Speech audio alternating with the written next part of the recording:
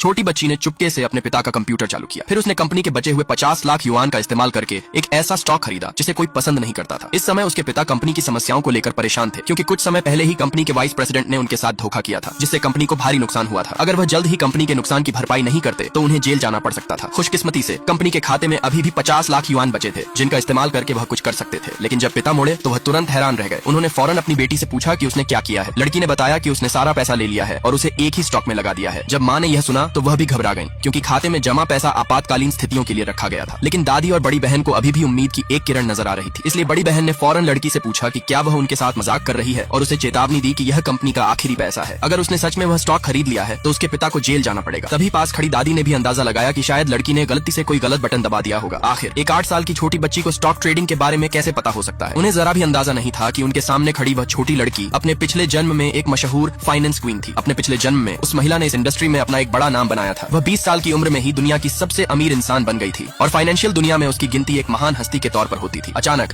सीढ़ियां चढ़ते समय उसका पैर फिसल गया और आखिरकार उसकी जान चली गई। इस तरह उसका पुनर्जन्म इस छोटी बच्ची के रूप में हुआ। अपने पिता को इस समय एक बड़े संकट का सामना करते देख लड़की ने अपनी फाइनेंशियल काबिलियत का इस्तेमाल करने का फैसला किया। फिर उसने कंप्यूटर चालू किया और कुछ देर तक सब कुछ ध्यान से देखा। बिना किसी हिचकिचाहट के उसने एक ऐसे स्टॉक में पैसा लगाया जिसकी कीमतें तेजी से नीचे गिर रही थी। और इस तरह वही नजारा सामने आया जो कहानी की शुरुआत में दिखाया गया था। ठीक उसी समय जब हर किसी को लग रहा था कि लड़की ने गलती से कोई गलत बटन दबा दिया है, लड़की ने उन्हें बताया कि उसने यह सब जानबूझकर किया है। पिता ने घबराकर कहा कि उन्हें फौरन वह स्टॉक बेच देना चाहिए, शायद इस तरह वे कुछ पैसे वापस हासिल कर सकें। लेकिन अभी वह अपनी बात पूरी भी नहीं कर पाए थे कि लड़की पहले ही चलकर सर्किट ब्रेकर तक पहुंच चुकी थी। फिर उसने एक ही झटके में ऑन फिस का सर्किट ब्रेकर नीचे गिरा दिया। जो पिता अभी अभी कुछ करने के लिए तैयार हुए थे वे भी हक्के बक्के रह गए। उन्होंने जल्दी से लड़की से मिन्नत की कि वह सर्किट ब्रेकर को वापस चालू कर दे। ये देखकर कि समय लगभग खत्म होने वाला था, लड़की ने आखिरकार सर्किट ब्रेकर को वापस ऊपर कर दिया। उसने मन ही मन सोचा कि अच्छा हुआ उसने फुर्ती दिखाते हुए सर्किट ब्रेकर नीचे गिरा दिया था, वरना अगर उसके पिता शेयर बेच देते तो बड़ी मुश्किल हो जाती। ठीक उसी समय जब शेयर की कीमतें आसमान छूने लगी थी, इस समय पिता ने कंप्यूटर चालू किया और पाया कि शेयर की कीमत सचमुच बढ़ गई थी। तुरंत ही उनके चेहरों पर मुस्कान आ गई। पिता कुछ कहने ही वाले थे, लेकिन तभी लड़की ने उन्हें रोक दिया। उसने कहा कि अगर वे इसे बाद में बेचते तो उन्हें 50 करोड़ युआन का शुद्ध मुनाफा हो सकता था।